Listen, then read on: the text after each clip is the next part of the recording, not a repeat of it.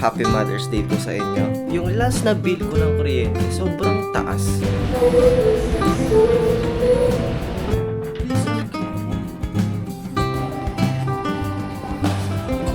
Ikaw magawak ng ta. Kilala mo po ba yung mom? Yes. Ayan. So yan ang sagot ko, sir. Grabe, nabusog ako. Daming pagkain.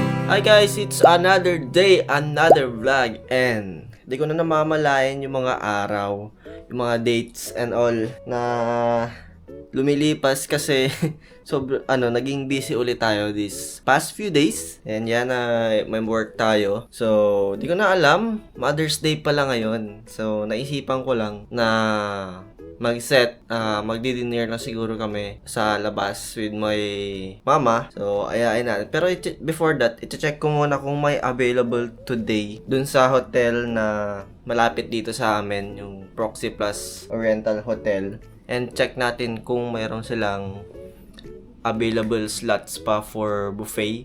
Kasi meron dong buffet every weekend ata. I don't know kung everyday, pero alam ko weekend lang. Pero tanong na lang natin mamaya para malaman natin yung mga details. And pakita ko na lang din sa inyo yung kung malaman natin yung mga rates and all.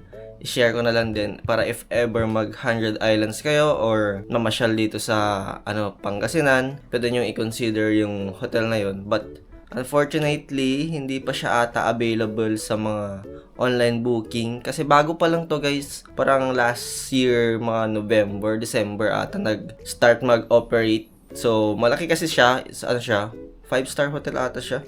Kasi sobrang laki na hotel. And yeah, try natin doon mag-inquire ng buffet dinner para kasama yung family ko. And yeah, also, I wanna clear things out about doon sa isa kong vlog about how I started living alone. Kasi parang understood ata ng iba na parang, alam mo yun, yung hindi na ako okay with my fam. But ang doon is, yes, may sama ko ng loob, pero okay naman kami guys. Okay kami. Actually, galing ako doon last time. Pumunta ako kila mama. And kumain kami doon and all. Usap, merienda. Naghatid ako ng pagkain. And may pasalubong ngayon yun.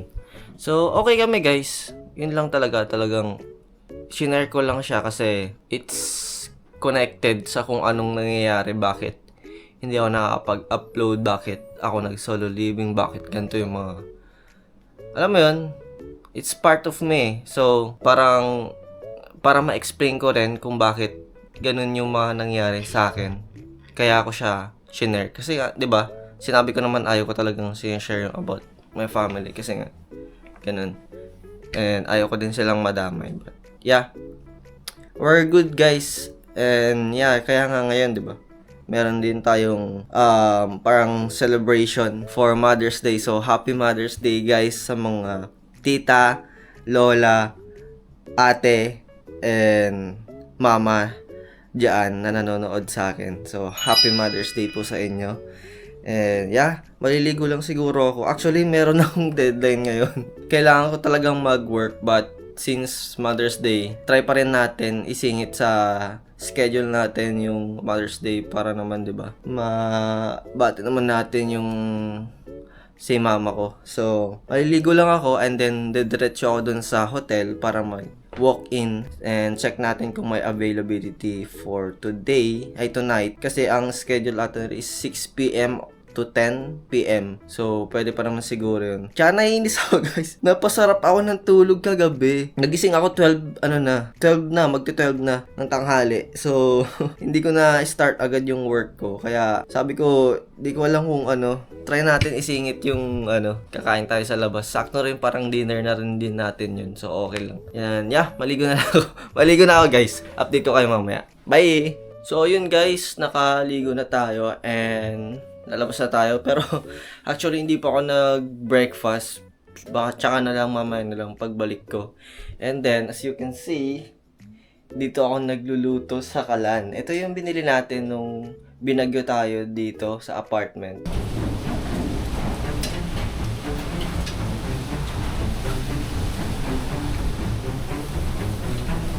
First time natin mababagyo dito sa apartment.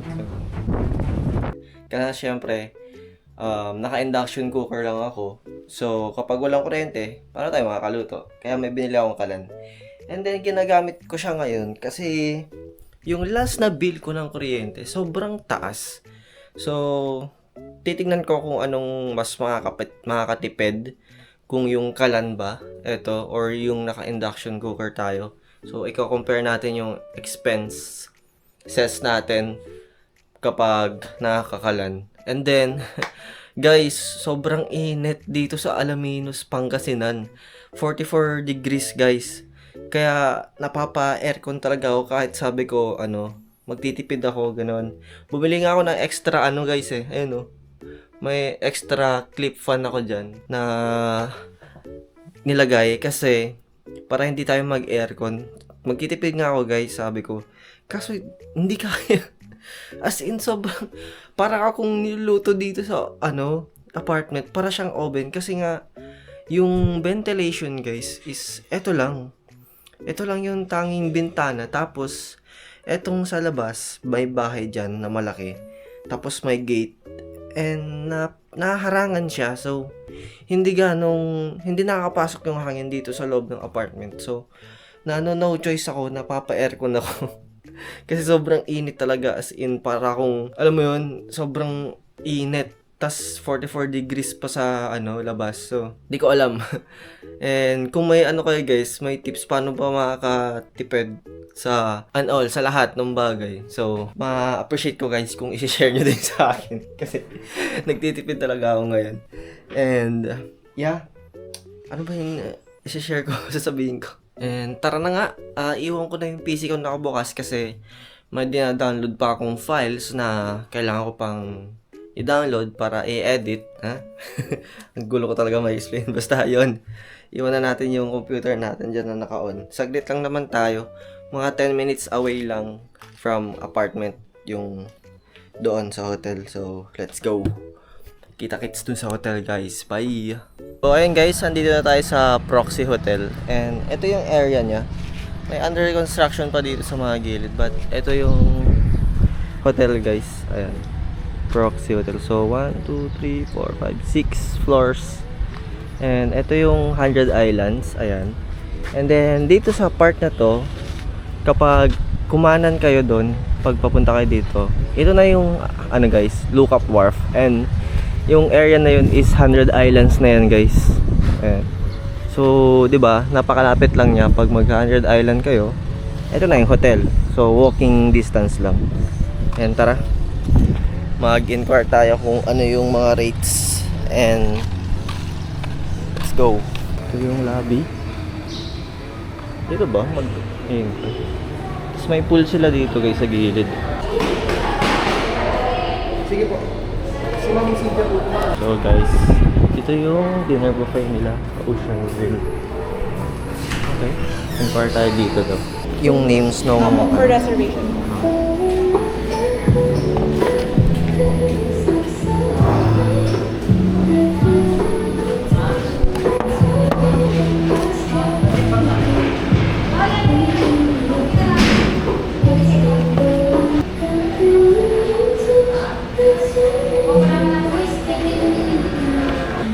Anong age ba yung niyo?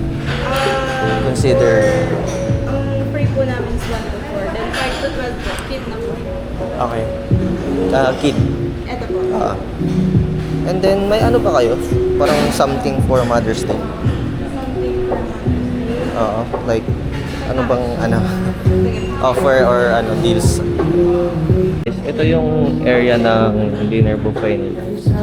Ayan. Maliwanag, pero doon yung 100 Islands, guys. Guys, ito rin pala yung mga rooms nila.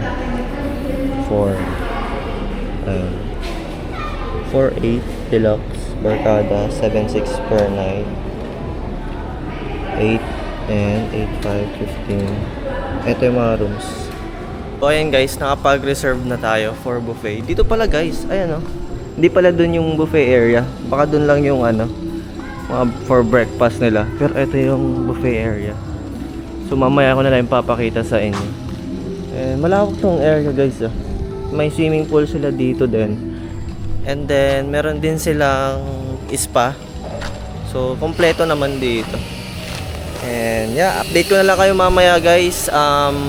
Babalik na ako sa apartment. Itutuloy ko muna yung work ko kasi for sure mamaya di tayo makapag-work. But yeah, see you later. Bye! Hi guys, so ayun, nakabihis na tayo and mag-6 na, 6 p.m. na. Though 6 p.m. to 10 p.m. naman yung dinner doon sa hotel. So, okay lang. Papadiretsuhin ka lang sila mama sa Lookout Wharf kasi doon naman malapit. Lalakarin na lang yung hotel. Tsaka sabi ko sa kanila is pasyal muna sila doon since maaga pa naman for dinner yung 6 p.m. So, pasyal muna sila doon and then susunod na lang ako. And this is our fit. Kita ba? Ayan. All black. Hindi naman halatang mahilig ako sa black, diba? Tingnan nyo man yung room ko, guys. Halos lahat ng gamit ko is black. Kumbaga, favorite color is black. Ayan. And yeah, while waiting sa kanila, since papunta pa lang naman sila, syempre, we're still working. So, update ko na lang kayo mamaya, guys. Bye! Please don't get me.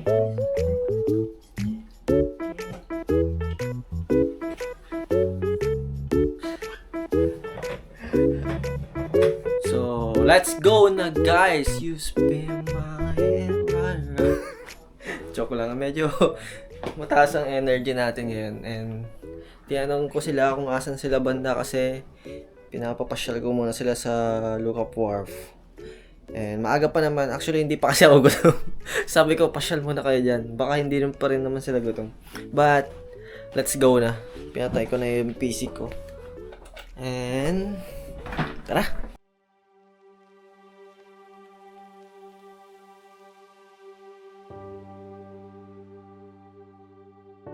Some sons grow up loud with their love. Some grow up quiet. And ako yung the quiet one.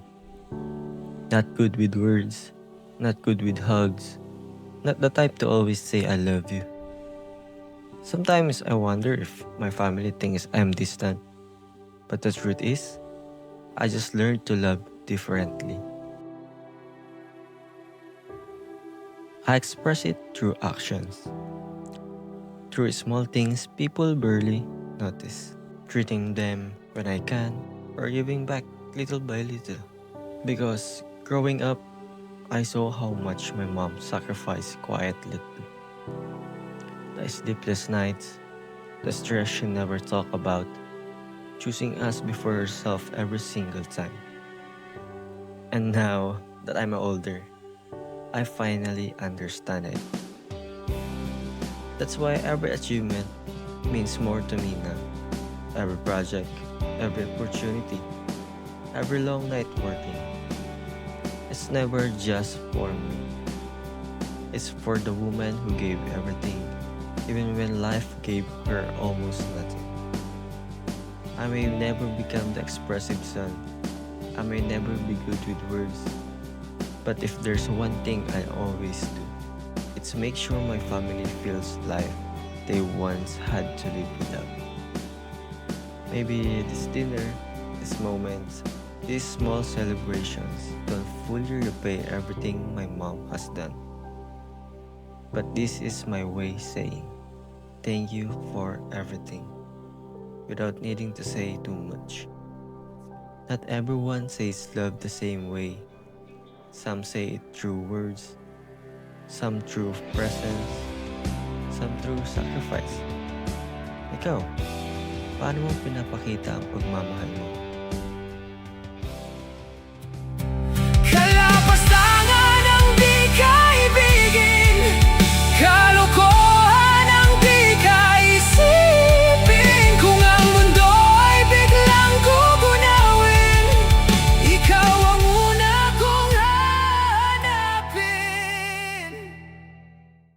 So yun guys, nakapag-check-in. Buti lang nag-reserve tayo kanina kasi ang dami palang ang daming walk-in ngayon. So buti nag-reserve na tayo kanina palang hapon. Ayan, dito na tayo sa Proxy Hotel guys. Ay, mali. Ha? Ayoko nga.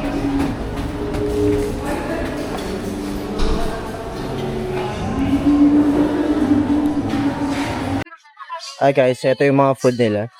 What's this? Fried rice. Tapos, chopsuey. Ito, hindi natin gusto to eh. Kare-kare. Seafood. Let's go. Daming tao guys. Patay lang ko at May lechon dito. Tapos, salad section. Ubus na. Konti na lang. May palabok din. Carbonara.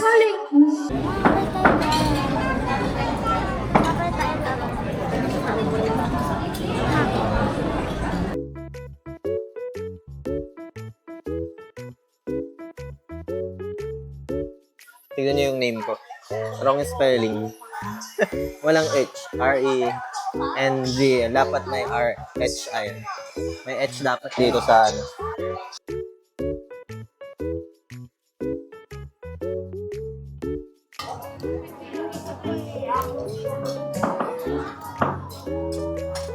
Okay, baka naman ready naman sila partner. So, ang unang game natin for tonight is Mom Trivia Challenge tayo. Tingnan natin kung kilala natin talaga ang ating mga okay? Yes, ayan. Siyempre, ang tatanungin natin ay ang aming mga bisita na anak. Ayan. And of course, i-confirm ng ating mga mother kung ang kanilang kasagutan ay tama. At pag tama rin yung kasagutan, kayo po ay makakatanggap ng surprises. Ayan. Kilala mo po ba ang iyong mom?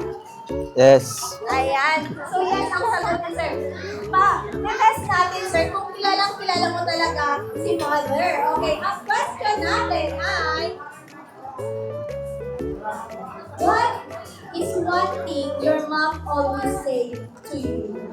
Pinaka-favorite line ni mother. Di ako tumatay ng pera. Kaya ka tumatay ng pera. Mother, tama mo ba? Yes, ma'am. Tama, ayan. Dahil dyan, kayo po ay makakatanggap ng reward. Tapos, Thank you. ayan.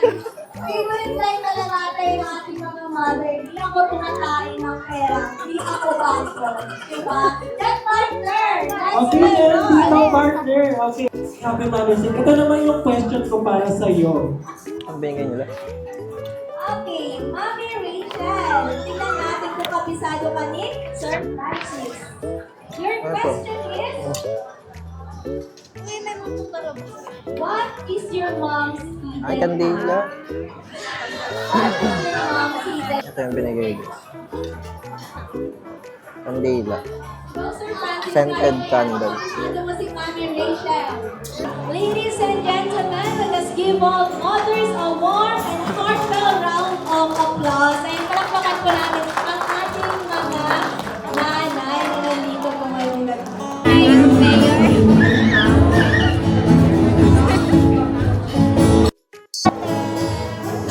So, this is the Proxy Hotel, guys. So, actually, malawak siya sobra.